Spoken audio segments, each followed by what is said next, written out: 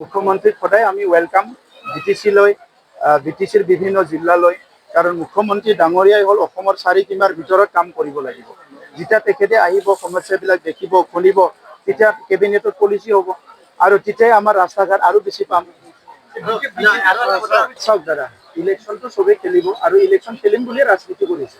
গতিকে 40টা খেলিব, 50টা খেলিব, 20টা খেলিব, খেলক, নিজৰ নিজৰ পলিচি হ'ব। পৃথিৱীত সফল আৰু বিফলৰ ডিক্সনাৰীটো মই নাৰাখো, কোনোদিন মই নাৰাখো, কাৰণ অকল সফল হ'বলৈ জন্ম লোৱা নাই। হয়তো মা দেউতাও মোক সি জীৱনত সফল হওক বুলি জন্ম দিয়া নাই, কাম কৰক বুলি জন্ম দিছে। গতিকে আজি বড়োলেণ্ডত বেয়া দিন দেখিছো, বহুত হিংসাৰ পৰিৱেশ দেখিছো, বহুত যন্ত্ৰণা দেখিছো, জাতি জনগোষ্ঠীৰ মাজত সংঘৰ্ষ দেখিছো, স্কুল কলেজ ৰাস্তা ঘাট নোহোৱা পৰিৱেশ দেখিছো আৰু ইয়াৰ পিছত সংগ্ৰাম কৰিছো আৰু ইয়াৰ পিছত ৰাজনীতিলৈ আহিছো। গতিকে আজিৰ সময়ত যিখিনি পাৰিছো 5 বছৰত কৰিছো। 5 বছৰত আপুনি যদি ভাবে মেগী বনাব পাৰে, মই মেগীয়ে বনাইছো। 5 বছৰত যদি ভাবে আপুনি ভাত বনাব পাৰে, ভাতে বনাইছো। কিন্তু 5 বছৰত যদি আপুনি ভাবে 100 বছৰৰ বুৰঞ্জী লিখিব লাগে, এইটো নহবও পাৰে। গতিকে যিখিনি পাৰিছো সেইখিনি কৰিছো, অনেষ্টলি কৈছো।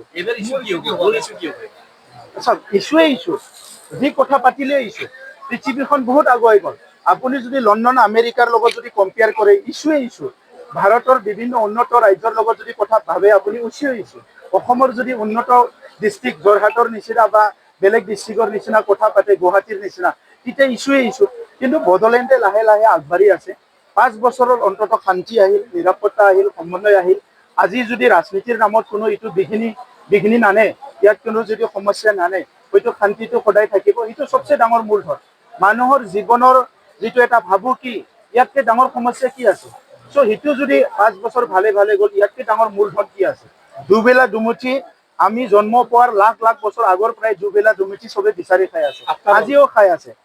তিনিকোণীয়া যুঁজখন হ'বগৈ, তিনিকোণীয়া হয়, চাৰিকোণীয়া হয়, যি হয় হওক, আমি যুঁজটোতো কৰিব লাগিব। আপোনালোকেতো ৰঙিয়াত থাকিব, আমিতো বিটিচিত মানে 35 লাখ জনগণক লৈ থাকিব লাগিব। গতিকে যুঁজটো টেঙা হয়, মিঠা হয়, গৰম হয়, ঠাণ্ডা হয়, এইটো আমাৰ মূৰেদিয়ে পাৰ হৈ যাব। গতিকে ইয়াৰ কাৰণে আমি সাজু।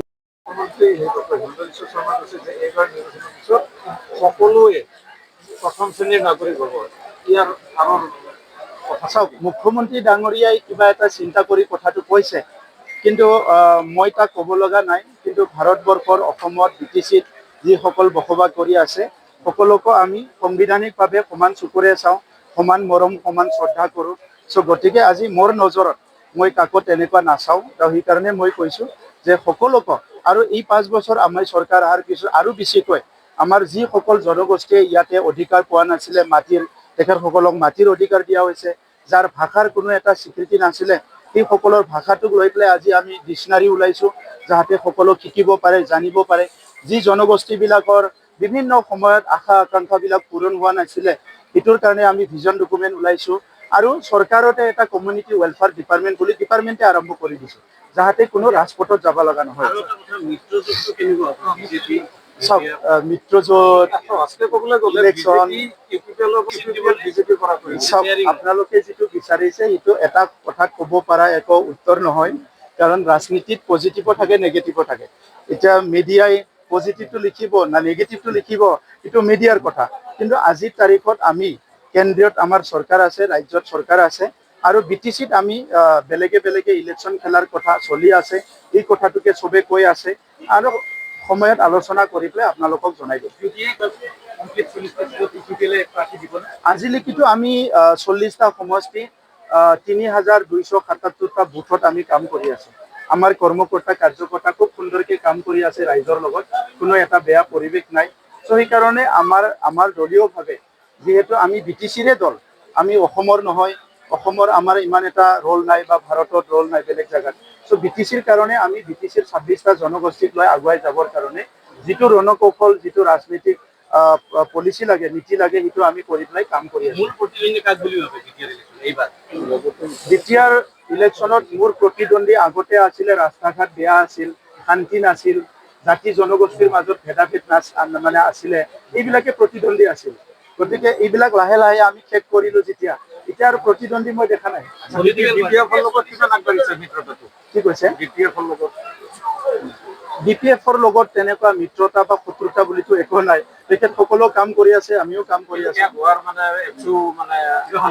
চাওক, জাতীয় সংগঠন বিলাকে সদায় বিচাৰে আপুনি অসমতে হওক বা বেলেগতে হওক, চব জাতীয় সংগঠনে বিচাৰে জাতিটো এক হওক, জাতিৰ দল সংগঠন এক হওক, পলিটিকেল পাৰ্টি এক হওক।